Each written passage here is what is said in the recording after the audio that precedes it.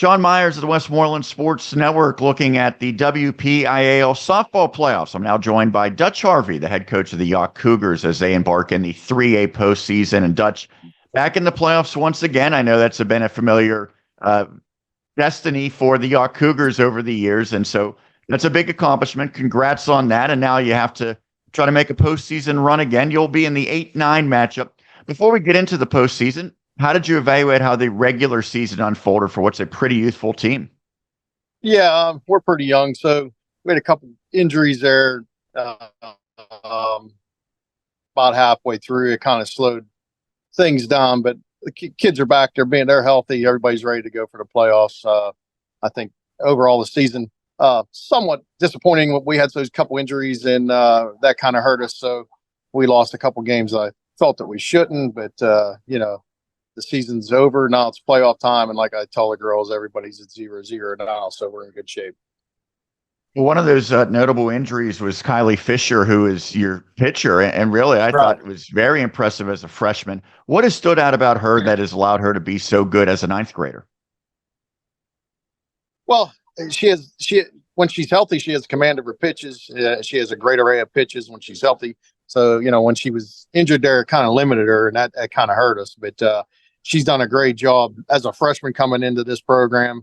And then when Adoria had to start, Adoria did a great job. We counted on Adoria for a couple starts there, and Adoria did a great job when she went in there. So it's nice having two of them, two different style pitchers. Adoria is more of a power pitcher, and Fisher, she can spin it pretty good. And when she has to, she can gas it up. So, she has a different mix of speeds and levels, so that helps us out. And Adoria Waldeer is also a terrific hitter, an all-state performer a year ago. How much do you lean upon her in all facets of the game, especially now that you get deep into the season and into the playoffs? Right. Well, Adoria is our, one of the leaders on the team. She's a junior. She's the only junior, the captain. She's one of our top hitters, and actually Fisher's probably one of our top hitters too. So it's nice having two big hitters up top there that we can, make sure we get something going when we need it. I think they both do a great job, both offensively and defensively for us. It's just, now postseason time, it's time for the leaders to step up. So that's what we're looking for.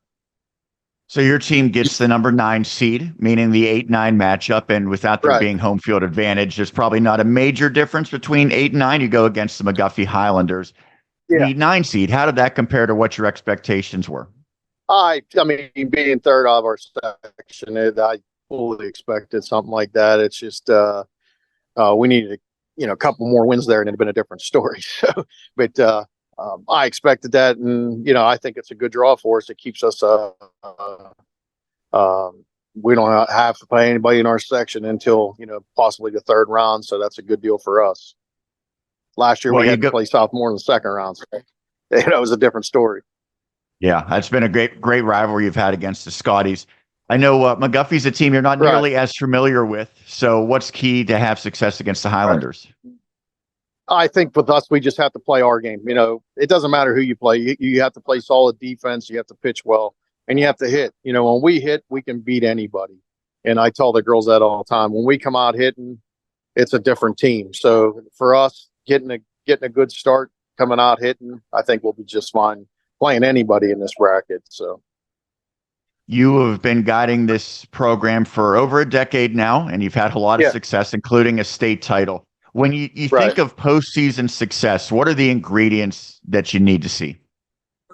Just getting hot at the right time. I think the key is, getting your bats hot at the right time. So, we tried to schedule some games that would get us ready with playoff competition.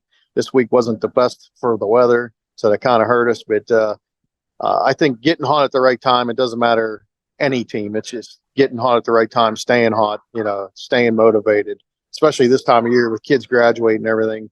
It's tough to keep kids motivated, stay on the playoffs, just stay focused.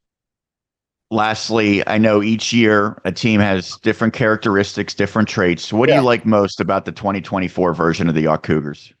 They don't quit. So I think that's a big key. When we do get behind, we tend to come back. A couple times, circumstances out of control, we got behind, come back, So, that playoff experience last year, I think that's going to help us this year. So, that was a young team last year. It's a young team this year, but I think that playoff experience is always going to help us.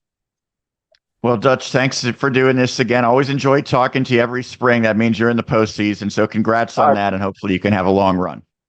I appreciate all your work. Thank you.